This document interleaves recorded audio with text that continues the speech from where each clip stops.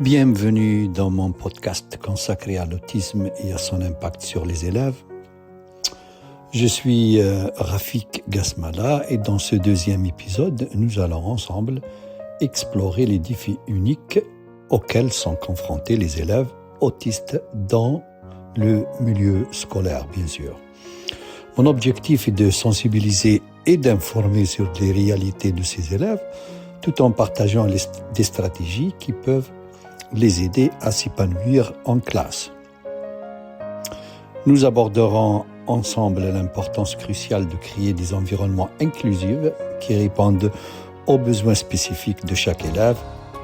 Ensemble, nous découvrirons comment adapter nos approches pédagogiques et favoriser une atmosphère où chaque enfant peut se sentir accepté, compris et bien sûr valorisé. Que vous soyez enseignant, parent ou simplement intéressé par le sujet, je vous invite à me rejoindre dans cette exploration qui vise à transformer l'éducation en un espace d'épanouissement pour tous les élèves, tous nos élèves.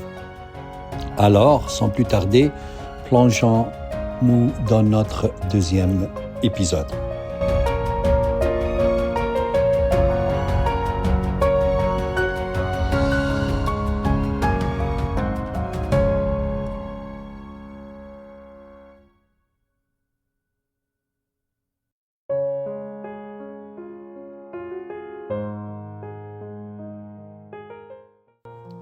Hello et rebonjour. Dans le premier épisode, nous avons bien défini c'est quoi l'autisme. Nous avons expliqué comment faire une évaluation précoce et bien sûr comment faire une évaluation approfondie et quelles sont les ressources matérielles et humaines nécessaires à ces évaluations. Une fois toutes les évaluations terminées, les professionnels de la santé et de l'éducation se réunissent pour examiner les résultats et poser un diagnostic. Si l'élève en question est diagnostiqué comme étant autiste, des recommandations sont généralement fournies pour soutenir ses besoins éducatifs, sociaux et bien sûr émotionnels. Il est important de noter que le processus de diagnostic peut varier en fonction des besoins et des circonstances spécifiques de chaque élève. De plus, le diagnostic d'autisme est souvent un processus continu car les besoins et les défis de l'élève peuvent évoluer avec le temps. La collaboration entre les professionnels de la santé, les éducateurs et les parents est essentielle pour fournir un soutien efficace et adapté à l'élève autistique. En salle de classe, il est important d'adopter des stratégies qui répondent aux besoins spécifiques des élèves autistes tout en favorisant leur réussite académique et leur bien-être social. Et voici quelques approches et stratégies utiles pour aider l'élève autiste. Premièrement, il faut structurer l'environnement de l'élève ou autour de l'élève. Bien sûr, organiser l'espace de manière à réduire les distractions visuelles et sonores peuvent aider les élèves autistes à se concentrer davantage. Utiliser des zones calmes pour les moments de travail individuel ou de pause peut être bénéfique. Structurer l'environnement pour un élève autistique implique de créer un espace qui soit organisé, prévisible et peu stimulant sensoriellement. Je m'excuse. Voici quelques exemples concrets pour structurer cet environnement en classe pour que l'élève réussissent dans la salle de classe. Premièrement, zone de travail dédiée.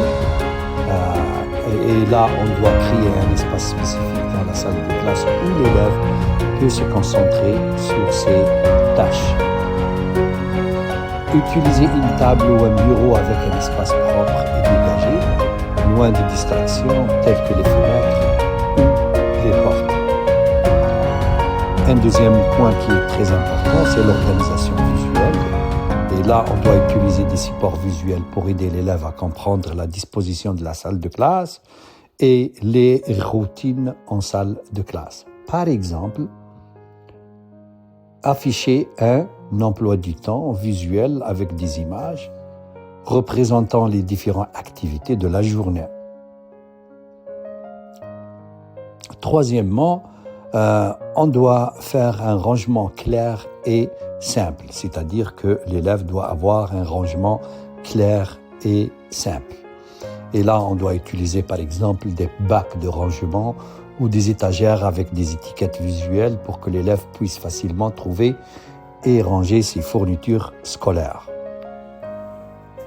Un autre point qui est très important pour aider l'élève dans la salle de classe, c'est lui fournir des zones ou une zone de calme.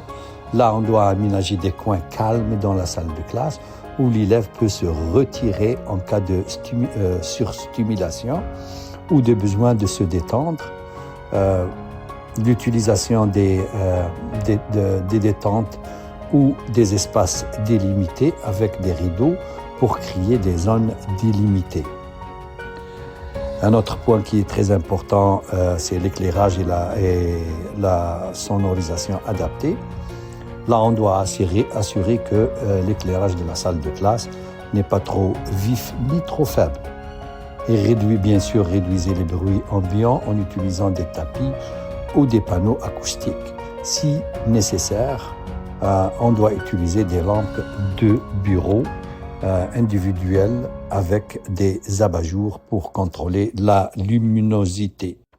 Pour l'approche routine et prévisibilité, là on doit établir des routines claires et prévisibles pour les activités de la journée bien sûr, en utilisant des horaires visuels ou des minuteries pour signaler les transitions. Par exemple,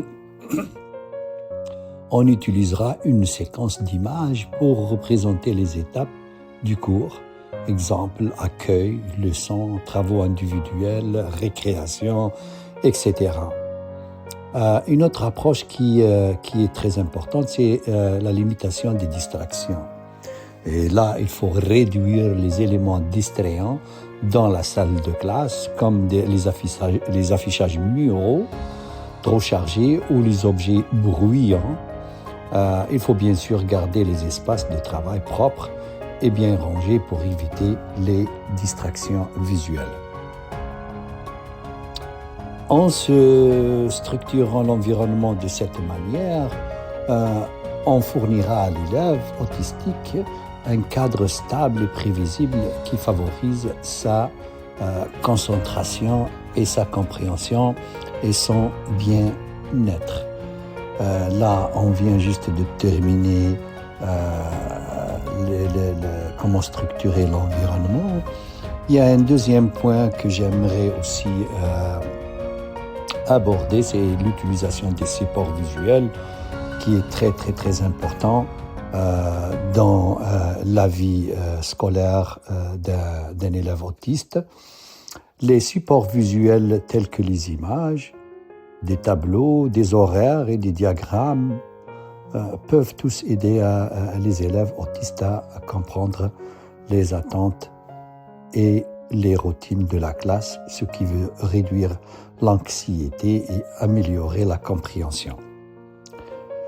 Bien sûr, les supports visuels sont extrêmement bénéfiques pour les élèves autistes car ils fournissent une manière concrète et visuelle de comprendre les attentes, les routines et les informations qui sont très importants.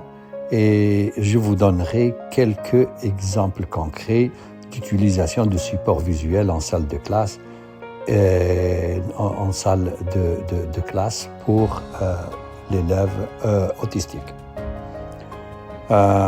Premièrement, tableau de l'emploi du temps. Là, on doit créer un tableau d'emploi du temps visuel avec des images, bien sûr, représentant les différentes activités de la journée, par exemple mathématiques, lecture, réaction, etc. Et bien sûr, ces mots sont accompagnés avec des dessins qui indiquent que c'est vraiment, par exemple, pour le mathématique, ça indique mathématiques. L'utilisation des aimants ou des cartes que l'élève peut déplacer pour indiquer l'activité en cours ou à venir. Et là, l'élève, il peut bouger ses aimants ou ses cartes sur sa table. Deuxièmement, les instructions visuelles. Et là, on utilisera des images ou des pictogrammes pour illustrer les instructions données en classe. Par exemple, si vous donnez des instructions pour une activité en groupe, il faut afficher une série d'images montrant les étapes à suivre. Comme ça, l'élève autistique va suivre facilement les étapes qu'on lui demande de faire. Une autre approche, c'est carte de choix. Moi, je les appelle cartes de choix. Et là, ça rentre dans l'aide de l'élève autiste à prendre des décisions ou à exprimer ses préférences. On doit utiliser des cartes de choix visuelles. Par exemple, si on propose plusieurs activités de récréation, on peut lui donner une carte avec des images représentant des options comme jouer au ballon, dessiner ou lire ou même jouer au basketball.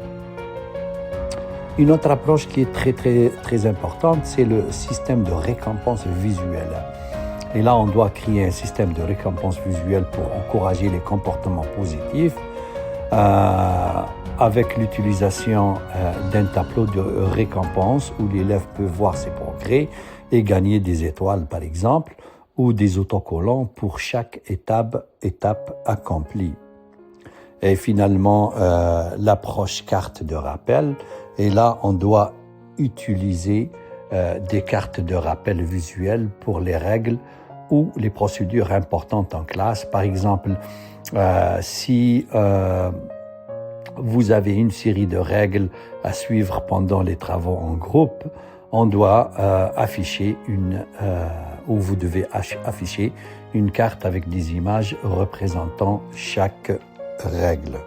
Une autre approche appelée le planificateur visuel et qui consiste à créer un planificateur visuel pour aider l'élève à organiser ses tâches et ses devoirs, l'utilisation des images ou des pictogrammes pour représenter les différentes étapes à suivre pour accomplir une tâche, comme faire des devoirs ou préparer son cartable, par exemple, pour aller à la maison. Finalement, on a l'approche carte d'émotion et là, on utilise des cartes d'émotion visuelles pour aider l'élève à exprimer ses sentiments. On doit lui donner un ensemble de cartes représentant différentes émotions. Par exemple, une carte qui représente l'émotion qu'il est heureux, une autre carte qui dit qu'il est triste ou en colère ou même anxieux. Il peut les utiliser pour indiquer comment il se sent. En utilisant ces exemples de support visuel en classe, on fournira à l'élève autistique un moyen concret et accessible de comprendre et de s'engager dans les activités scolaires, ce qui peut favoriser son autonomie et son bien-être. Une autre approche qui est très importante aussi, c'est que il faut lui donner des instructions claires et simples. L'utilisation d'un langage simple et précis pour donner des instructions peut aider les élèves autistes à comprendre ce qui est attendu d'eux. C'est-à-dire, un langage simple aide l'élève autiste à comprendre toutes les instructions et peut bien comprendre ce qu'on attend de lui. Diviser par exemple les tâches en étapes simples peut également faciliter la compréhension et l'exécution. Lui donner des instructions claires et simples est essentiel pour aider les élèves autistes à comprendre ce qui est attendu d'eux et à réussir dans leurs tâches journalières. Et je vous donnerai quelques exemples d'approches pour donner des instructions adaptées à un élève autistique. Premièrement, utiliser un langage simple et concis, bien sûr. Là, il faut éviter des phrases complexes et utiliser des mots simples et familiers. Par exemple, au lieu de dire « Veuillez prendre votre livre de mathématiques et tourner jusqu'à la page 45 », on pourra dire « Prends ton livre de maths et ouvre-le à la page 45 ». Une deuxième approche, c'est qu'on doit diviser les instructions en étapes simples. Si une tâche est complexe, on doit la diviser en étapes simples et on doit donner des instructions étape par étape. Par exemple, pour une activité de découpage et de coulage en art, on pourra dire « Prends une feuille de papier, découpe les images sur cette feuille, puis colle-les sur cette autre feuille. » Une autre approche que j'appellerais l'utilisation des supports visuels, et là, on doit utiliser des images ou des pictogrammes pour renforcer les instructions verbales.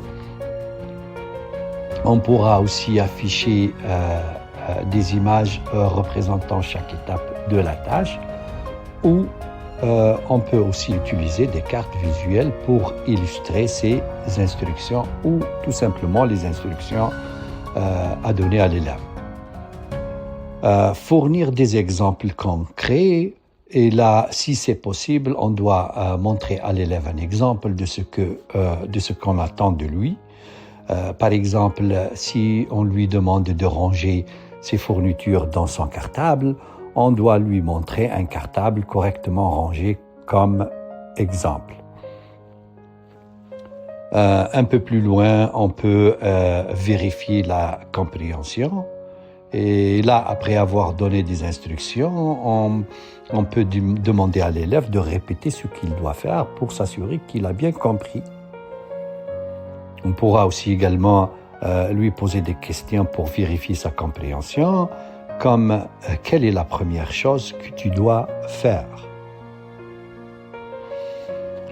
On peut aussi donner des instructions visuelles en parallèle et en même temps. Si, par exemple, l'élève a du mal à comprendre les instructions verbales, on doit utiliser des supports visuels en parallèle. Par exemple, on lui montre une image ou une carte représentant ce que on lui vient de dire. On peut aussi répéter les instructions au besoin, bien sûr. Et ici, si c'est nécessaire, on doit répéter les instructions plusieurs fois en utilisant les mêmes mots et la même structure. On peut également les reformuler si l'élève semble confus. En utilisant ces techniques, bien sûr, je parle des techniques d'instruction claires et simples, on peut aider l'élève autistique à mieux comprendre les instructions et à réussir dans ses tâches en classe. Il est important d'adapter notre approche en fonction des besoins individuels de chaque élève et de fournir un soutien supplémentaire aux besoins. Entamons maintenant l'approche où on doit encourager les interactions sociales positives de l'élève. Et là, on doit créer un environnement inclusif où les interactions sociales sont encouragées, mais non imposées, peut aider les élèves autistes à développer leurs compétences sociales et leur propre rythme.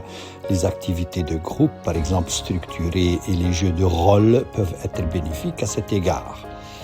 Encourager les interactions positives chez un élève autistique est essentiel pour favoriser son développement social et son bien-être émotionnel. Et là, je vais donner des exemples d'approches pour encourager de telles interactions. Premièrement, modèle de comportement social approprié.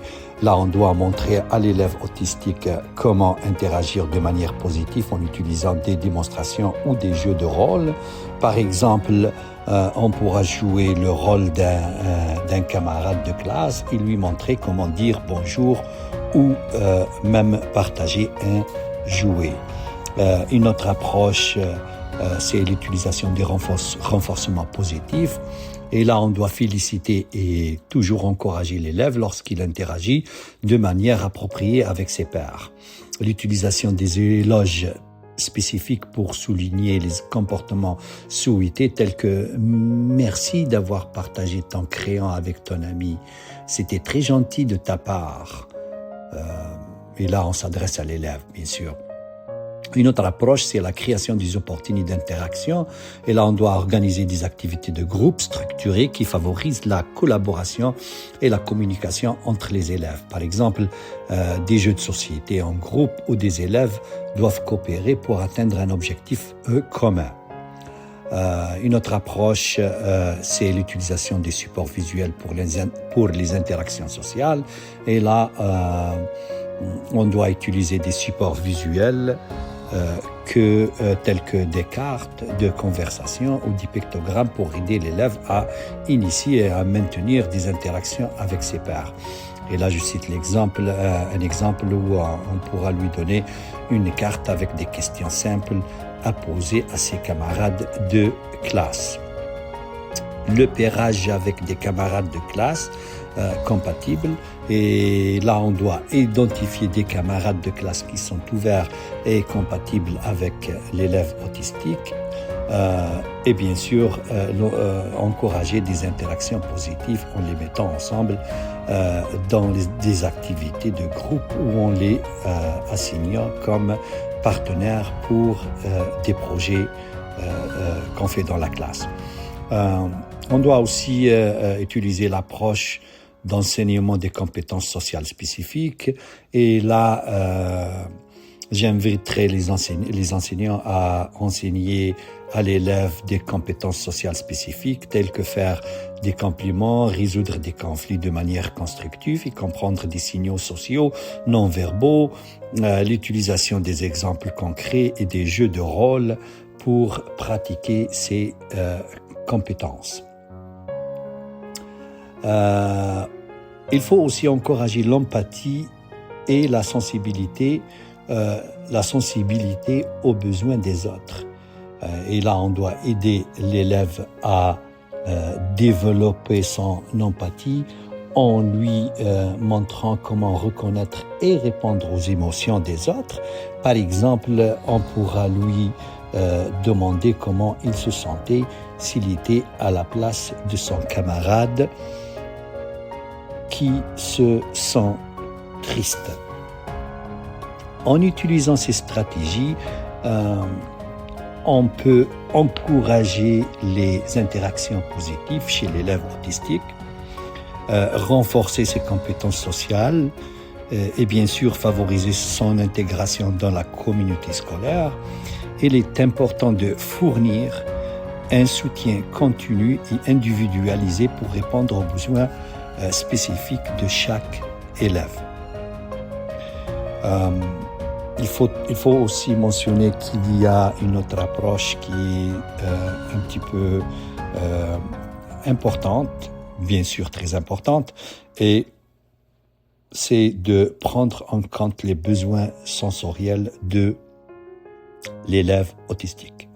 Tenir compte des sensibilités sensorielles des élèves autistes en ajustant bien sûr l'éclairage dans la salle de classe ou près de l'élève, le niveau sonore est en fournissant des outils sensoriels tels que des casques anti-bruit ou des couvertures lestées peut aider à créer un environnement plus confortable et propice à l'apprentissage de cet élève. Prendre en compte les besoins sensoriels chez un élève autistique est crucial pour créer un environnement confortable et propice à son apprentissage.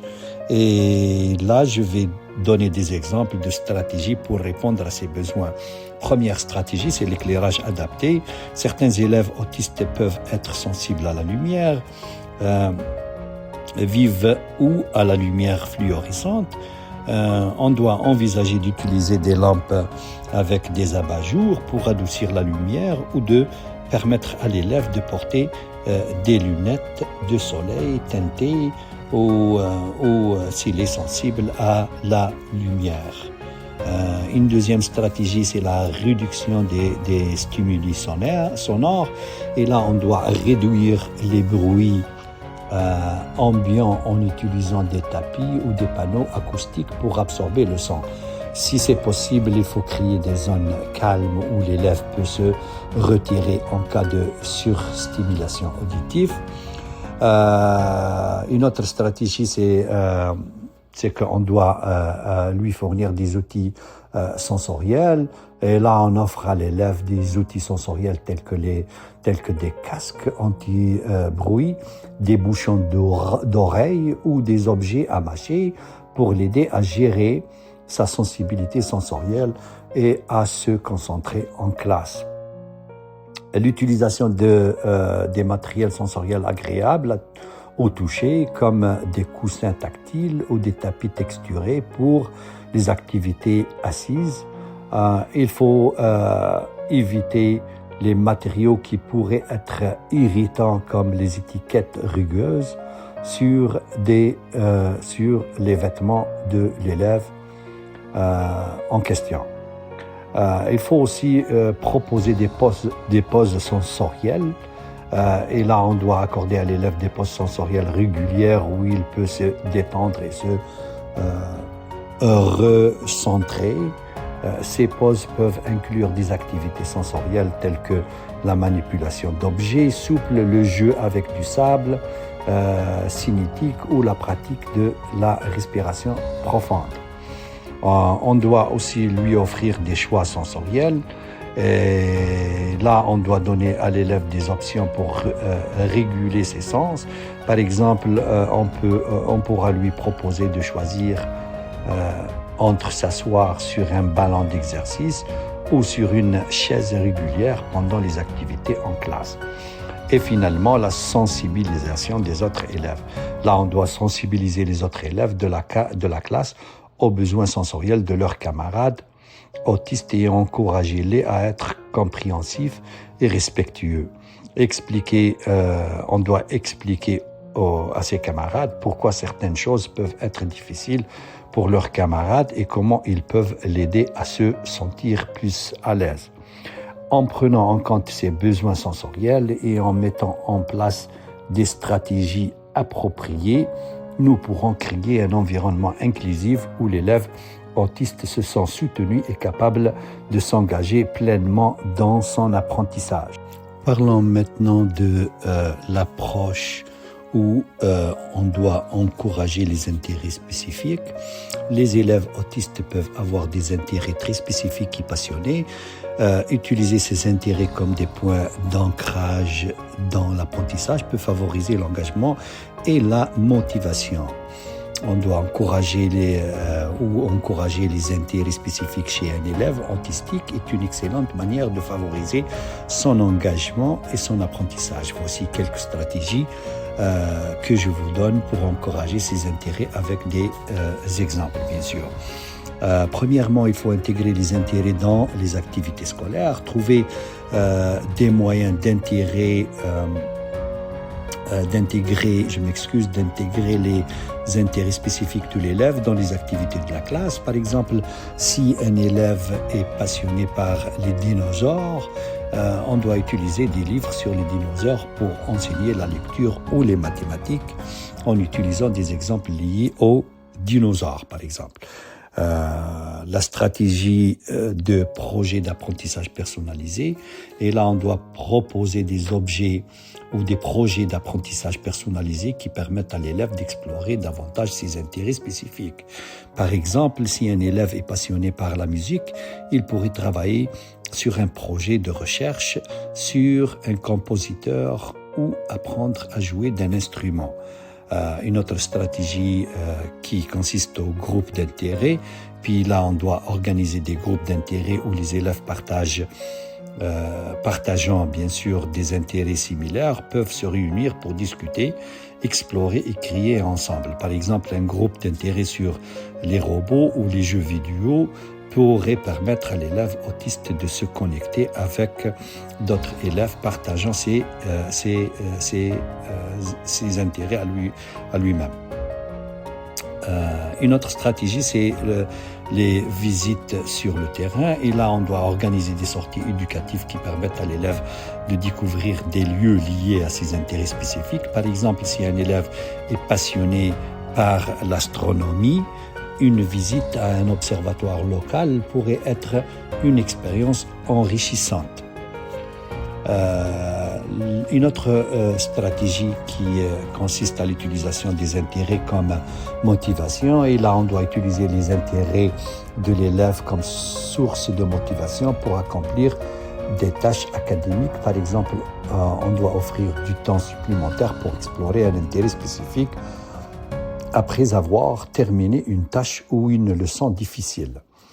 On doit encourager l'expression créative et là, bien sûr, on doit offrir à l'élève les opportunités d'exprimer ses intérêts spécifiques de manière créative, que ce soit par le dessin, l'écriture, la création de modèles ou d'autres formes d'expression artistique. Il faut aussi valoriser les intérêts dans la communauté scolaire et là, on doit organiser des présentations ou des expressions où les élèves peuvent partager leurs intérêts spécifiques avec leurs camarades de classe, les enseignants et les parents. Cela peut aider à valoriser les intérêts de cet élève et à favoriser un sentiment d'accomplissement. En encourageant les intérêts spécifiques de l'élève autistique, on pourra non seulement transformer son engagement et sa motivation, mais également lui fournir des occasions d'apprentissage significatives et enrichissantes. Septièmement, une approche de collaboration avec les parents et les professionnels de soutien. Travailler en étroite collaboration avec les parents, les éducateurs et les enseignants spécialisés et les professionnels de la santé peuvent aider à élaborer des plans individuels qui répondent aux besoins spécifiques de chaque élève. Collaborer avec les parents et le personnel de soutien est essentiel pour assurer le succès et le bien-être d'un élève autistique. Et voici quelques exemples de collaboration efficace avec les parents et le personnel de soutien. Premièrement, des réunions régulières. Et là, on doit organiser des réunions régulières avec les parents et le personnel de soutien pour discuter du progrès de l'élève. Des défis rencontrés et des stratégies d'intervention. Ces réunions peuvent être l'occasion de partager des observations et des informations pertinentes pour mieux comprendre les besoins de l'élève. Il faut aussi faire une élaboration d'un plan individualisé. Et là, travailler ensemble, tous les gens qui entourent l'élève doivent travailler ensemble pour élaborer un plan individualisé, tel qu'un plan d'intervention individualisé, un plan d'éducation individualisé, etc., qui répond aux besoins spécifiques de l'élève autistique. Ce plan devrait inclure des objectifs, des stratégies d'enseignement et des adaptations et des soutiens appropriés. Il faut aussi insister sur la communication ouverte et transparente. On doit maintenir une communication ouverte et transparente avec les parents et le personnel de soutien en partageant régulièrement des informations sur les progrès de l'élève. Le partage des ressources et des stratégies Et là, on doit partager des ressources, des articles, des livres et des stratégies efficaces avec les parents et le personnel de soutien pour les aider à mieux comprendre l'autisme et à soutenir l'élève de manière appropriée. Par exemple, on pourrait recommander des livres sur l'autisme ou des sites web avec des informations pertinentes. Il faut aussi insister sur la formation et le développement professionnel des gens qui entourent l'élève en question, comme l'organisation des sessions de formation et du développement professionnel pour le personnel de soutien afin de renforcer leurs compétences dans le soutien aux élèves autistes. La collaboration dans la résolution des problèmes, et là on doit travailler ensemble, c'est-à-dire toutes les personnes qui entourent l'élève en question doivent travailler ensemble pour résoudre des problèmes et les problèmes et les défis rencontrés par l'élève, en identifiant les causes sous-jacentes, en élaborant des stratégies d'intervention et en mettant en œuvre des plans d'action. Finalement, le soutien à domicile. Et là, on doit impliquer les parents dans le soutien à domicile en leur fournissant des recommandations et des stratégies pour aider l'élève à généraliser les compétences acquises à l'école dans d'autres environnements. Par exemple, on pourra recommander des activités audiovisuelles qui renforcent les compétences sociales ou académiques à la maison. En collaborant étroitement avec les parents et le personnel de soutien, on créera une équipe engagée et coordonnée qui peut offrir un soutien efficace et cohérent à l'élève autistique, favorisant ainsi son succès académique et son bien-être global. En fin de compte, il est essentiel de reconnaître la diversité des besoins des élèves autistes et d'adopter une approche individualisée pour soutenir leur réussite en salle de classe.